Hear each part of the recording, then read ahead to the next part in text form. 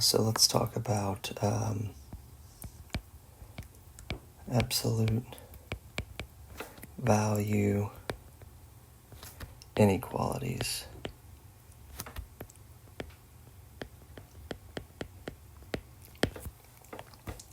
Okay. So if we have an inequality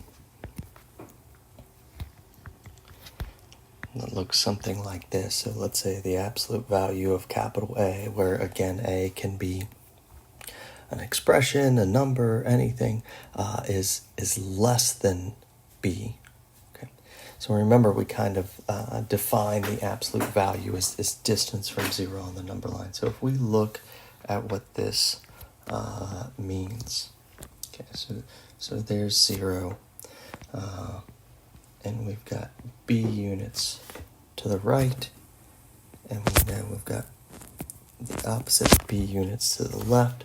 So what we're saying here is that A is less than B units. So A can be, it can't be B, okay, but it can be anything in here, right? It could be less than, that would be less than B units, but we also have to consider this side, which can be anything over here, away from 0, okay?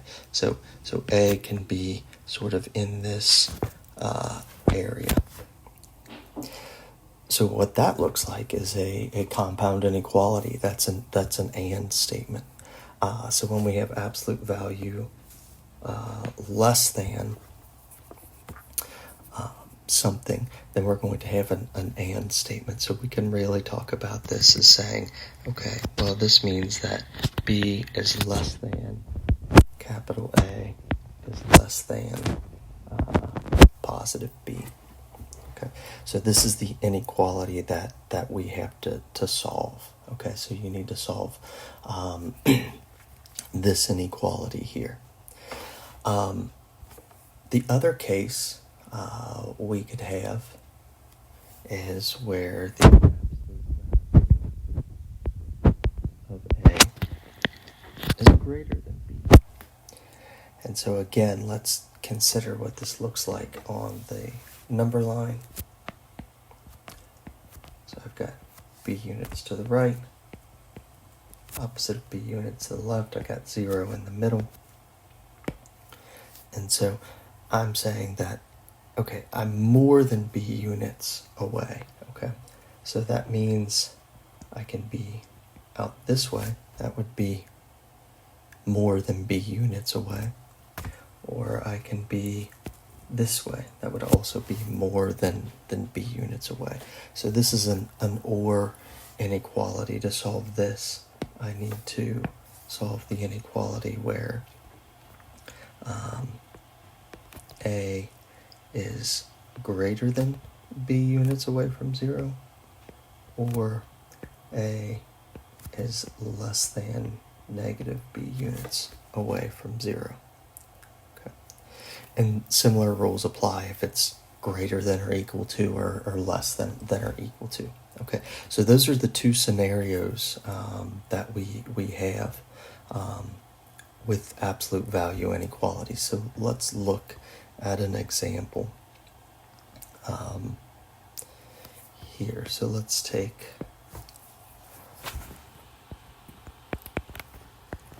let's solve the equation absolute value of 8n greater than or equal to 24. So I already have the absolute value by itself, so I don't need to add or subtract or multiply or divide anything to get that by itself. So now I can go ahead. I have 8n is greater than 24. So again, I'm always going to encourage you to sketch out a little graph so you make sure that you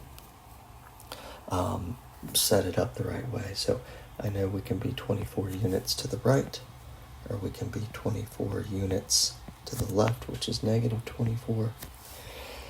And so I'm saying 8n is more than or equal to 24 units away. So that could be out here, or more than 24 units away to the left is somewhere out here.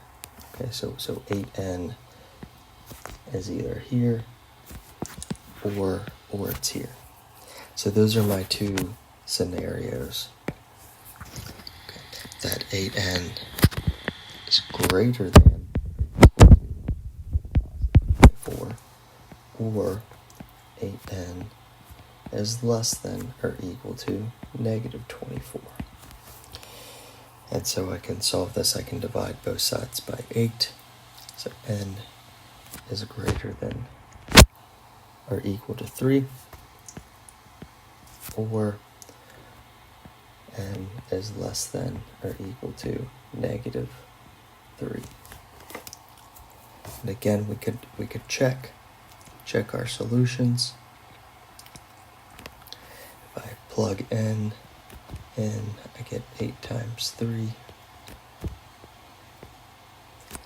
greater than or equal to 24, which I get the absolute value of 24, which is true. If I plug in the negative solution, I get 8 times negative 3 is less than or equal to 24. So I get negative 24, absolute value is less than or equal to 24, which again, that is also true, so I know both of my solutions work. So that is an example of absolute value inequalities.